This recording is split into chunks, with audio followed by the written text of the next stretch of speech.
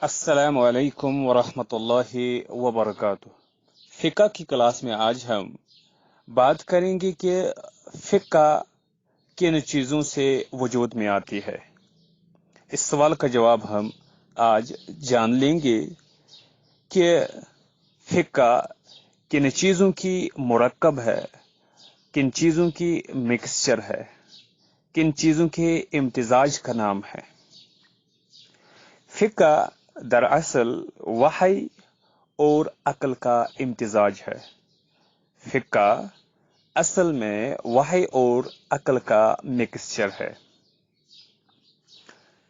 दीन इस्लाम अल्लाह ताला की उस वही पर मुश्तमिल है जो उसने अपने आखिरी रसूल मोहम्मद सल्लल्लाहु अलैहि वसल्लम पर फरमाई। ये वही हमें कुरान मजीद और आपकी सुन्नत की सूरत में मिलती है।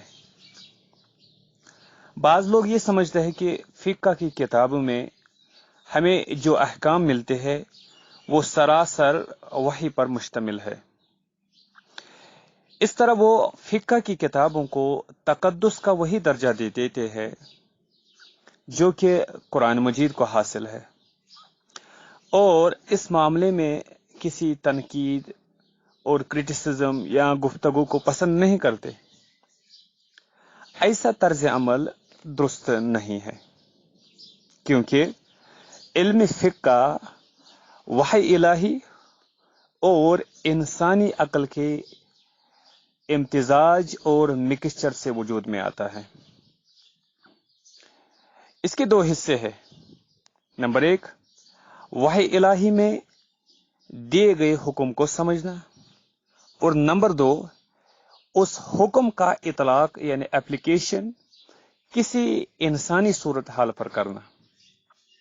और हम जानते हैं ये दोनों उमूर, ये दोनों काम इंसानी अक्ल के जरिए सर अंजाम दिए जाते हैं, और जो इंसानी अक्ल है इन दोनों मराहिल पर वो गलती कर सकती है।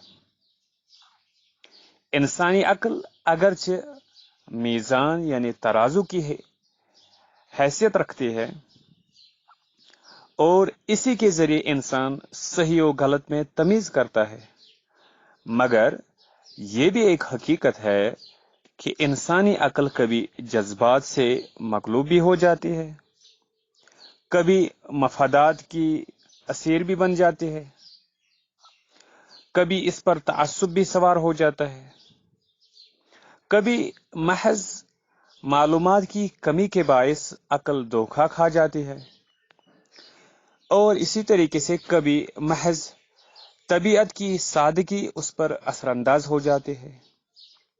ये सारी कमजोरियां हैं इंसानी अक्ल की। हाँ, अगर अक्ल की तरबियत करके इन खामियों से उसे पाक कर दिया जाए तो ये इंसान को बिल्कुल दुरुस्त जगह पर पहुंचा देती है। फिक़्ह की तारीख में बड़ी दिलचस्प मिसालें हमें मिलती है, जिनमें फुक़हा इन बयान करदा अवामिल के बायस गलत फहमी का शिकार हो गए। इसकी एक मिसाल कुरान मजीद में रोजे की सहरी के बारे में हुक्म से मुतल्लक है। अल्लाह ताला का इरशाद है, वकुलू वशरबू हत्ता यतबय्यन लकुमुल खैतुल अबयज़ मिनल खैतिल अस्वद मिनल खैतिल अस्वद मिनल फज्र थुम्मा अतिम्मुस सियाम इलल लैल। ये सूरत अल-बकरा सूरत नंबर 2 और आयत नंबर 187 है। इसका तर्जुमा है, उस वक्त तक खाओ पियो जब तक कि सफेद धागा सिया धागे से मुमताज न हो जाए, फिर रोजे को रात तक पूरा करो। एक हदीस में आता है कि मशहूर अरब सखी हातिम ताई के बेटे सैयदना अली रजी अल्लाह अन्हु को इस आयत का मफहूम समझने में गलतफहमी हो गई। उन्होंने सफेद और सिया धागे को लुग़वी मफहूम लिटरल मीनिंग में लिया और अपने तकिए के नीचे एक सफेद और सिया धागा रखकर सो गए।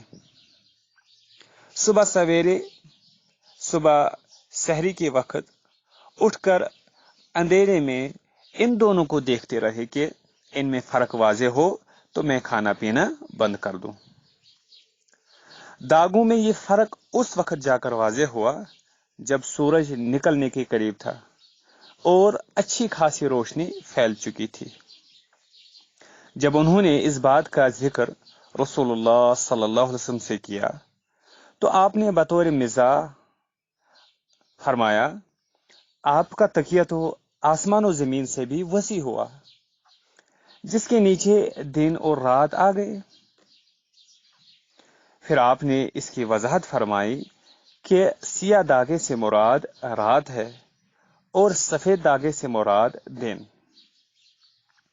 ظاہر ہے کہ سیدنا علی رضی اللہ عنہ میں جذبات سے مغلوبیت یا تعصب والی بات ہرگز نہ تھی، بلکہ یہ محض ان کی طبیعت کی سادگی تھی جس کے باعث انہیں غلط فہمی لاحق ہوئی۔ اس مثال سے واضح ہوتا ہے کہ انسانی عقل قرآن و سنت میں بیان کردہ کسی حکم کو سمجھنے میں غلطی کر سکتی ہے، خواہ فقہ کا ماہر کتنا ہی بلند مرتبہ کیوں نہ ہو۔ غلطی کا دوسرا مقام اس وقت پیش آ سکتا ہے جب اس حکم کا اطلاق اپلیکیشن کسی مخصوص اسپیسیفک صورتحال اور کنڈیشن پر کیا جائے، سرکمسٹنس پر کیا جائے۔ جیسے قرآن مجید میں سود کی حرمت کا ذکر ہے۔ اس معاملے میں تمام مکاتب فکر، تمام سکول آف تھاٹ کے علماء متفق ہے، ان کا اتفاق ہے کہ سود حرام ہے۔ اس حکم کو سمجھنے میں کسی کو غلطی نہیں لگی۔ دور جدید میں جب بینکنگ کا موجودہ نظام مغرب سے مسلم دنیا میں آیا تو فقہا کے ایک گروہ جس میں مفتی محمد عبدہ اور ڈاکٹر فضل الرحمان شامل تھے، ان دونوں نے بینکاری کا جائزہ لے کر یہ خیال پیش کیا کہ بینک کے قرضوں میں جو زائد ایکسٹرا رقم ادا کی جاتی ہے وہ سود نہیں ہے۔ اس پر فقہا کے دوسرے گروہ نے تنقید کر کے بتایا کہ ان کا خیال درست نہیں ہے اور بینک کے قرضوں پر ادا کی جانے والی رقم بھی سود ہی ہے۔ پہلے گروہ کے فقہا بھی سود کے حرمت اور حرام ہونے کے قائل تھے، مگر انہوں نے سود کے حکم کے اطلاق، اپلیکیشن اور اپلائی کرنے میں غلطی کی۔ اس تفصیل سے معلوم ہوتا ہے کہ علم فقہ پورے کا پورا وحی پر مبنی نہیں ہے، ریولیشن پر مبنی نہیں ہے، بلکہ یہ وحی الہی اور انسانی عقل کے امتزاج اور مکسچر سے وجود میں آتا ہے، یونین سے وجود میں آتا ہے۔ چونکہ انسانی عقل غلطی کر سکتی ہے، اس وجہ سے اس بات کا پورا امکان موجود ہے کہ کوئی فقی کسی حکم کو سمجھنے یا اس کا اطلاق اپلائی کرنے میں غلطی کر جائے۔ یہ کوئی بڑا مسئلہ نہیں ہے کیونکہ انسان خطا کا پتلا ہے اور ہر انسانی کام میں غلطی کا امکان موجود ہوتا ہے۔ امام شافعی رحمۃ اللہ علیہ نے اسی حقیقت کو اس طرح بیان کیا ہے، میں اپنے نقطۂ نظر کو درست سمجھتا ہوں مگر اس میں غلطی کے امکان کو مانتا ہوں، اور میں دوسرے فقہا کے نقطۂ نظر کو درست نہیں سمجھتا مگر اس امکان کو مانتا ہوں کہ ان کی بات درست ہو۔ فقی کتنا ہی بلند مرتبہ کیوں نہ ہو، غلطی کا امکان بہرحال موجود رہتا ہے، اور غلطی کے ہو جانے سے کسی عالم کے بلند رتبے میں کوئی فرق نہیں آتا۔ ہمارے ہاں اس معاملے میں بالعموم ایک غلطی ہو جاتی ہے، اور وہ یہ ہے کہ فقہ کی تمام کتابوں کو وحی الہی کا اللہ کے کلام کا ہم پلا مان لیا جاتا ہے اور انہیں یعنی ان فقہی کتابوں کو وہ تقدس دے دیا جاتا ہے جو کہ قرآن مجید کو حاصل ہے۔